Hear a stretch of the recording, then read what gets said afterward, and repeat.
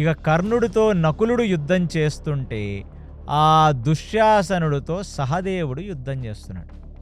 ఇక నకులుడిని ఎన్ని రకాల బాణాలతో టార్చర్ చేయాలో అంత టార్చరు చేశాడు కర్ణుడు. అసలు నకులుడు కర్ణుడు ముందు నిలవలేకపోయాడు. అలాంటిది నకులుడు యొక్క రథాన్ని కొట్టేసి, రథచక్రాలను కొట్టేసి, నకులుడు యొక్క రథసారథిని కొట్టేసి, నకులుడు యొక్క గుర్రాలను కూడా పడగొట్టేశాడు కర్ణుడు.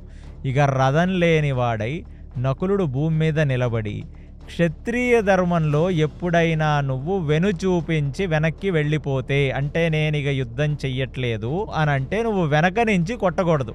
ఇక నకులుడు వెళ్ళి ఈ సహదేవుడి యొక్క రథం ఎక్కుదాం అని అనుకుంటున్న టైంలో కర్ణుడు తన యొక్క రథాన్ని వెనక నుంచి తీసుకొని వచ్చి ధనస్సుని తిప్పి ధనస్సు యొక్క వెంటినారితో ఆ నకులుడిని వెనక్కి లాగాడు.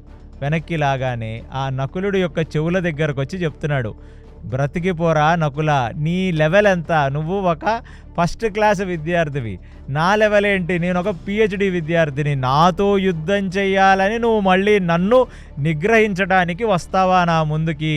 నీకు ప్రాణభిక్ష పెడుతున్నాను, అర్థమైందా? ఈ ప్రాణభిక్ష నేను ఎందుకు పెడుతున్నానో తెలుసా? నేను ఒక సీక్రెట్గా నీ తల్లికి చెప్పాను. నేను నలుగురు పాండవులు ఎప్పుడైనా నాకు దొరికితే వాళ్లను నేను సంహరించను, కానీ అర్జునుడిని మాత్రం నేను ఎలాగైనా సంహరిస్తానని చెప్పి నీ తల్లికి చెప్పినందుకు కాను. పో, బ్రతికిపో, నువ్వు వెనుచూపించి వెళ్ళిపో ఇక్కడి నుంచి, మళ్ళీ నా ముందు నువ్వు కనపడకూడదు, ఖబర్దార్ అని చెప్పి కర్ణుడు నకులుడితో చెప్తుంటే ఇంకా నకులుడు ఏమంటాడు, అలాగే కర్ణ అని చెప్పి తలదించుకొని ముందుకు వెళ్ళిపోయి ఆ సహదేవుడి యొక్క రథం ఎక్కాడు.